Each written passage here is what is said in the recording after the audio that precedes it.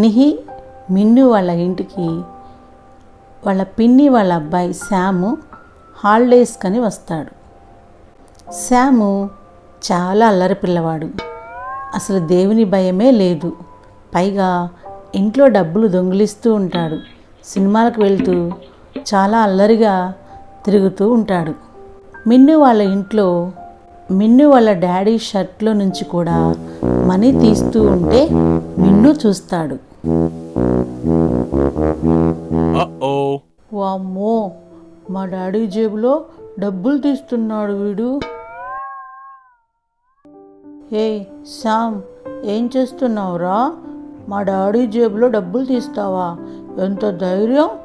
నేను డాడీకి మమ్మీకి చెప్తాను నీ మీద. ఏంట్రా, నేను ఎప్పుడు తీశాను?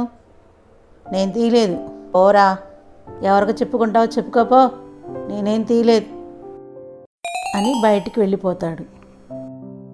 అక్క అక్క,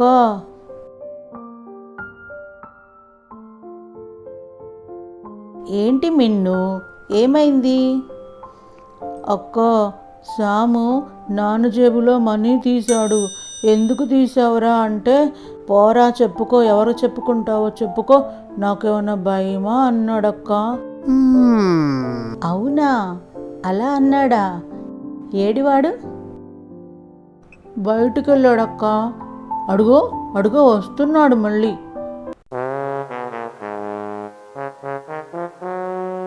రేయ్ శామ్, ఏంట్రా డాడీ జేబులో మనీ తీసావంట?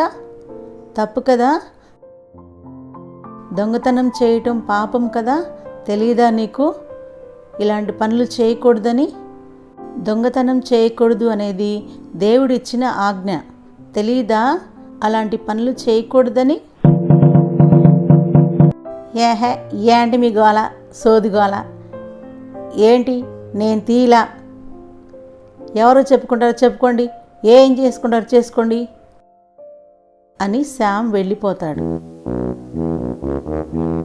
వీడికి దేవుడే బుద్ధి చెప్తాడు.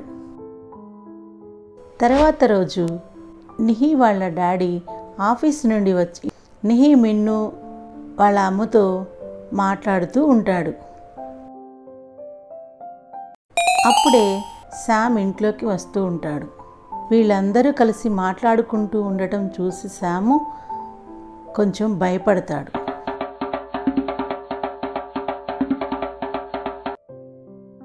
ఏంటి, వీడు నిజంగా వీళ్ళ నాన్నకి చెప్పాడా నేను డబ్బులు తీశానని? ఏమై ఉంటుందబ్బా అని లోపలికి వస్తూ ఉంటాడు.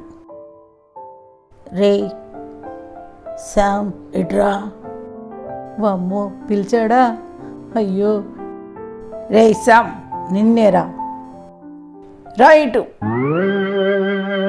శామ్ బాగా భయపడిపోయి నిజం చెప్పేస్తాడు. అంకుల్, నిజంగా నేను తీయలేదు అంకుల్, నాకేం తెలియదు అంకుల్, డబ్బులు నేను తీయలేదు అంకుల్, వాళ్ళు అబద్ధాలు చెప్తున్నారు అంకుల్, నిజంగా నేను తీయలేదు అంకుల్. ఏంట్రా, నేను నిన్నేం అడగలేదే, అడగకముందే డబ్బులు తీయలేదు అంటున్నావు అంటే డబ్బులు తీసింది నువ్వే అన్నమాట. నేను తీయలేదు అంకుల్, నిజం అంకుల్, ఒట్టు అంకుల్, నేను తీయలేదు అంకుల్. అబద్ధాలు చెప్తే నాలుక చీరేస్తా. నిజం చెప్పు, నువ్వే తీసావు కదా? అంకుల్, నేనే తీశాను అంకుల్, నేనే తీశాను అంకుల్, ఇంకెప్పుడు అలా చేయను uncle, sorry uncle, sorry uncle. నువ్వే తీసావని నాకు తెలుసు. ఇంట్లో ఎవరు అలాంటి పనులు చేయర్రా. నీకేమన్నా డబ్బులు కావాలంటే ఆంటీని కానీ నన్ను కానీ అడిగి తీసుకో, అర్థమైందా? ఇలా ఎప్పుడు చేయకు.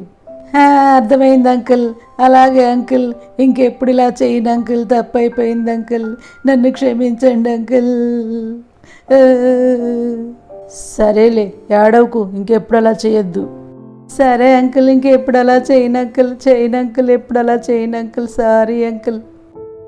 చూశారుగా పిల్లలు, శామ్ తాను చేసిన తప్పుని తనంతట తానే ఎలా చెప్పాడో.